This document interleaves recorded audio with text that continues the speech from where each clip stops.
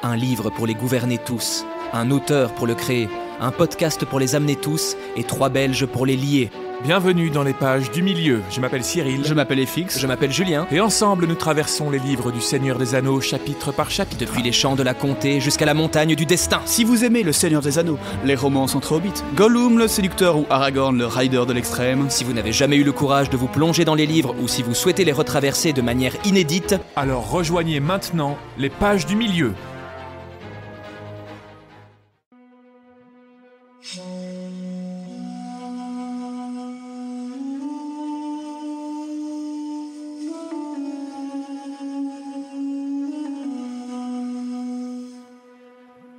Bonjour, bienvenue dans le podcast L'histoire des Germains, des Francs et des Mérovingiens.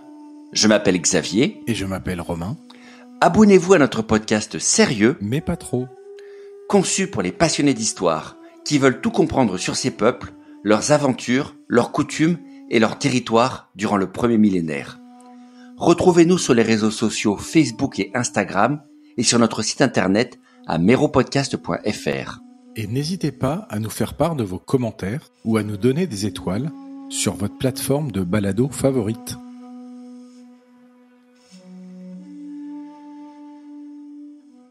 Ceci est l'épisode bonus 52. Mais où est donc passée la capitale ?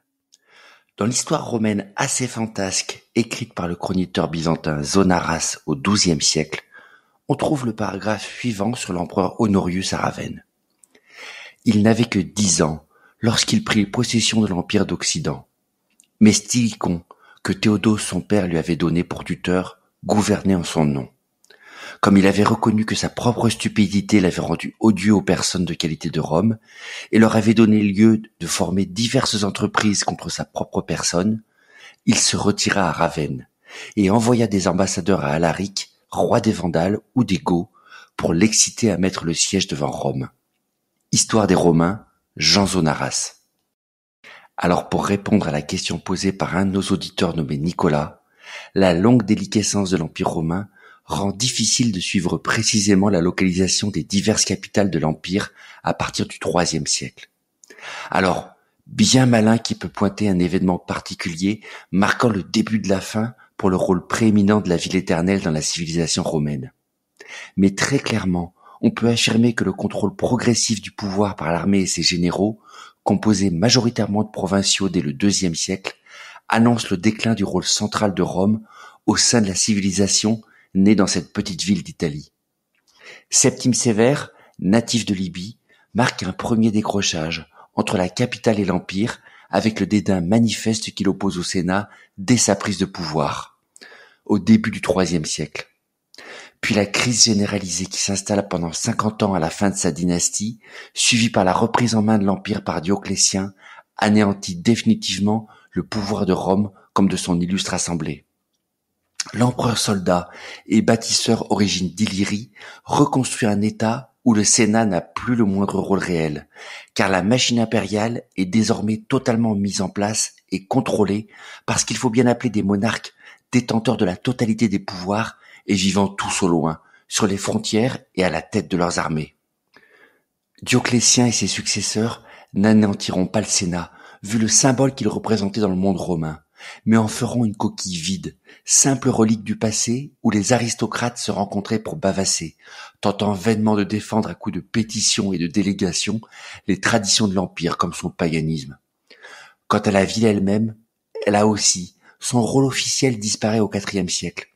L'empereur impose par le système de la tétrarchie un transfert des capitales vers les 4 premières villes que sont Trèves, Milan, Nicomédie et Sirmium, bien mieux placées vis-à-vis des menaces aux frontières. Ces centres urbains serviront surtout de base pour l'administration impériale, tant légale que fiscale et judiciaire, les empereurs et césars du IVe siècle restant la plupart du temps au loin, en campagne, tant que leur rôle restera celui de chef de guerre. Même si on continue de parler de Rome en tant que concept, ce que feront d'ailleurs ces hommes pendant des centaines d'années jusqu'à la chute même de Constantinople en 1453, la ville en tant que centre de pouvoir n'existe plus dès la fin du IIIe et sa capture par Alaric en 410, si elle a choqué les contemporains, n'a eu aucune importance significative à l'échelle de l'Empire. Si Constantinople va s'imposer comme le centre de pouvoir à l'est, les autres capitales vont se déplacer plusieurs fois à l'ouest au gré des défaites. Trèves, première cité pilotée par Constance Chlore, perd sa prééminence pour Lyon lorsque la frontière commence à craquer sérieusement au début du 5e siècle. Une capitale transférée une dernière fois à Arles avant sa disparition totale. Quant à Milan, première capitale de l'Auguste Maximien, elle sert de base à tous les Césars, Augustes ou usurpateurs de l'Ouest jusqu'en 402, lorsqu'Honorius, devant la menace des Goths, finit par se réfugier à Ravenne sur l'Adriatique, dernière ville du pouvoir qui s'éteindra progressivement avec la dislocation de l'Empire sur l'Italie.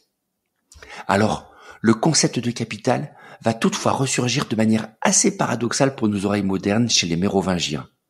Car les différents rois, Clovis comme tous ses descendants, vont reprendre cette idée à leur tour et réinvestir de vieilles cités romaines pour en faire le centre officiel de leur pouvoir.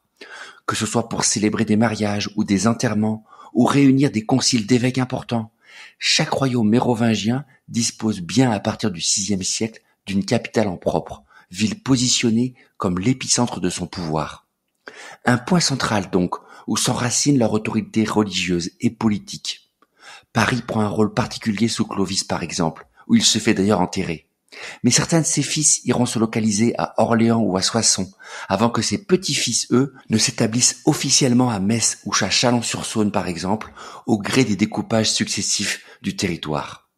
Autant de sous-royaumes francs qui se constituent au fil du temps avec autant de capitales. Mais l'étrangeté pour nous, c'est ce qu'on appelle le palais royal, qui ne se manifeste pas comme un lieu en tant que tel. Non, le palais, c'est en réalité le petit groupe de dignitaires qui gravitent autour du roi, en faisant marcher la machine étatique, aussi petite soit-elle. Un groupe qui vit et qui se déplace avec le monarque dans ce qu'on va appeler des villas, c'est-à-dire une poignée de propriétés de campagne, situées à proximité de ces capitales officielles, où les souverains passent en fait le plus clair de leur temps. On y a longtemps vu la trace de leur identité germanique, semi-nomade, mais cette idée est largement rejetée par les historiens désormais, puisque les Germains étaient aussi sédentaires que leurs voisins du Sud. Disons plutôt que la civilisation romaine était urbaine, c'est vrai, mais le haut Moyen-Âge, lui, était vraiment rural, avec des monastères et des villages s'établissant au cœur des centres de production agricole du royaume. Les Mérovingiens, probablement à l'image des anciens empereurs, vivaient donc à la campagne, tout en restant en bordure des cités qu'ils appelaient leur capitale. En vivant dans des grandes propriétés rurales, ils pouvaient plus facilement nourrir chevaux et troupes armées professionnelles qui les suivaient partout, disponibles pour chaque opération militaire urgente chez un voisin ou un parent. Tant que la cour des dignitaires entourait ces rois dans leurs déplacements, d'une villa à une autre, le palais était de fait itinérant tout simplement. Les capitales, avec un C majuscule, réunissant le souverain, son administration et les lieux symboliques de son pouvoir, ne referont leur grand retour en Occident qu'après un bon millénaire d'éclipse. Probablement moins sous l'effet d'une mode que quand la renaissance d'une administration conséquente, d'une activité commerciale plus soutenue et des techniques plus sophistiquées pour bâtir en dur des constructions religieuses et militaires rendront de nouveau pertinent la fixation du pouvoir au cœur d'une cité. En attendant, les quelques siècles de domination des rois francs vont nous forcer à nous replonger dans un monde où, quel que soit le nom de la capitale, c'est la présence du roi qui faisait le palais, pas le choix plus ou moins arbitraire d'une cité. Bienvenue dans le monde des Mérovingiens.